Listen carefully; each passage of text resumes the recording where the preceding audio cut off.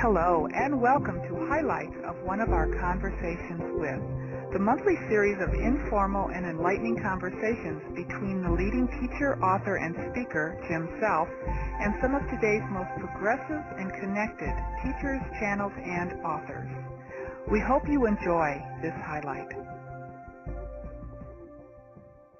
And right now, with this shift of consciousness going on, I mean, we could define all the 9 levels, but very much the 3rd, the 4th, the 5th dimension, even the 6th mostly where we're working, they seem to have a very big interplay as we begin to move through this time structure and begin to move into these higher levels of information and awareness.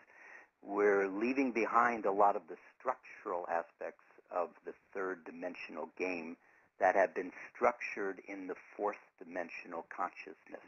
And so maybe we can talk about that, because I've said often the 3rd dimension is dissolving, but I define the 3rd dimension as the playing out of the right and the wrong, the good and the bad, the up and the down, that aspect where we begin to integrate thoughts and emotions, thoughts being electrical, emotions being magnetic, into electromagnetic configurations. And then in the 3rd dimension, we play them out. That's what we do. But where a lot of this shift is taking place is very much in the 4th dimension, which we live in simultaneously, where we're beginning to change the game from the game that others have created into something where we take back our own power and begin to align with this intelligence that you play in and I play in. You want to comment on that? That's a very interesting perspective, kind of spin that you're giving to that, because there are 2 factors we have to deal with regarding these dimensions. One of them is how they're playing out in our lives, and then the other thing is how they're playing out through time. And you seem to be picking up on the likelihood, and I actually agree with you, that probably where the Kalaman model has the greatest influence on us is actually in the 4th dimension. In other words, as you know, one of the parts of this model is based on Carl Johann Kalaman's mind calendar model. And the basic idea that we're dealing with is that during 2011, we are letting go of just enormous amounts of the structures from the recent past, like the industrial period and the civilizational period, and even the period before that that's 100,000 years long. And so what you're alluding to is the idea that maybe a lot of these dynamics are playing out in the 4th dimension very strongly. And in my system, the 4th dimension is the realm of the collective mind, the realm of the archetypes, and the realm of polarization and dark and light. And so this is an interesting idea that you're bringing up, because it might suggest that maybe we won't see as much change in the 3rd dimension in linear space and time where we live as maybe some people imagine, if you see what I mean. In other words, defining where this great Mayan drama is playing out, in what dimension it's playing out, is actually a very, very critical question. And by the way, nobody's brought this one up before in a conversation with me.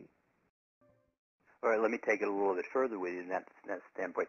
One of the things that, and just being simple for people listening, there are multiple aspects of time. There is not just linear time, as we've all grown up believing you know, past, present, future, and then you die. In this 4th dimensional space, there is a present time, this moment.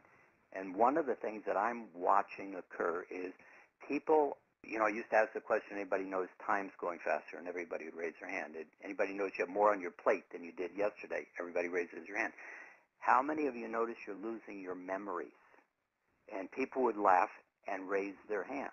One of the things that I'm watching is, as we begin to move through this shift, this concept of time is moment on moment on moment on moment in a linear fashion as we've raised it.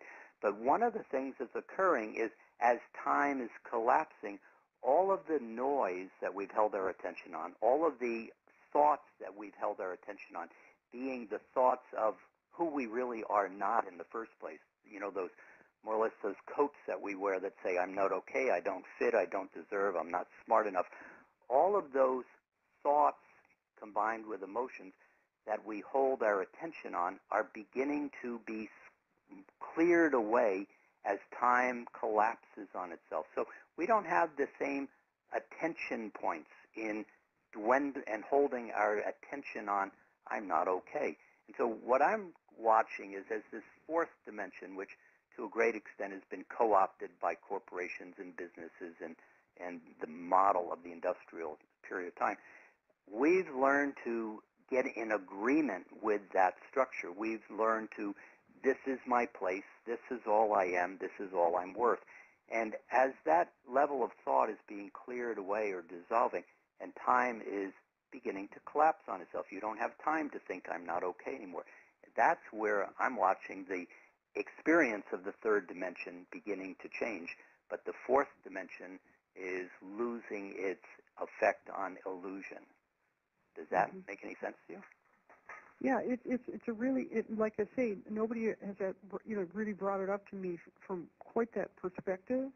And in my model, the fourth dimension is seen as like, well, okay, let's just get it quickly. The first dimension is the iron core crystal in the center of the planet. And then the second dimension is the telluric realm, which is the area of matter and consciousness between Earth's surface and the iron core crystal. It's in the center of the planet, middle part of the planet. And then the third dimension is linear space and time. And right now we're having a conversation in linear space and time.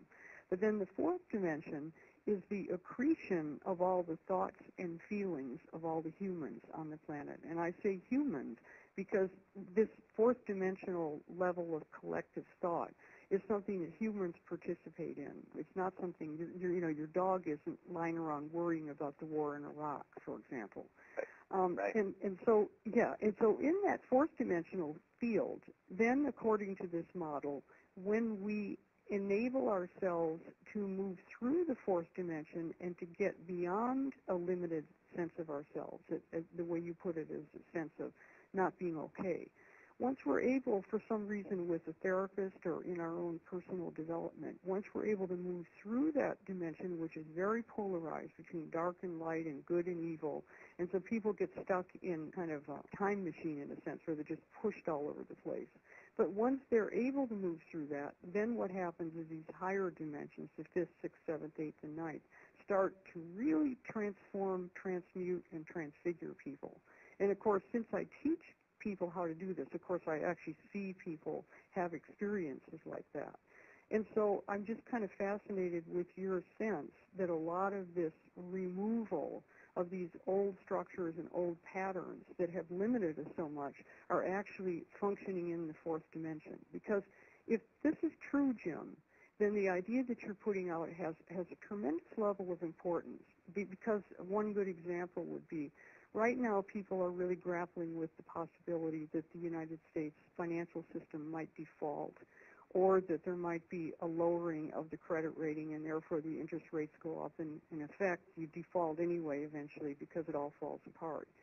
And wouldn't it be interesting if that dynamic is actually working more in the collective mental and emotional realm than it is actually functioning in the third dimension? In other words, this would suggest that maybe some of the really cataclysmic things that people see that could be happening are actually not going to happen. It's going to work on other levels.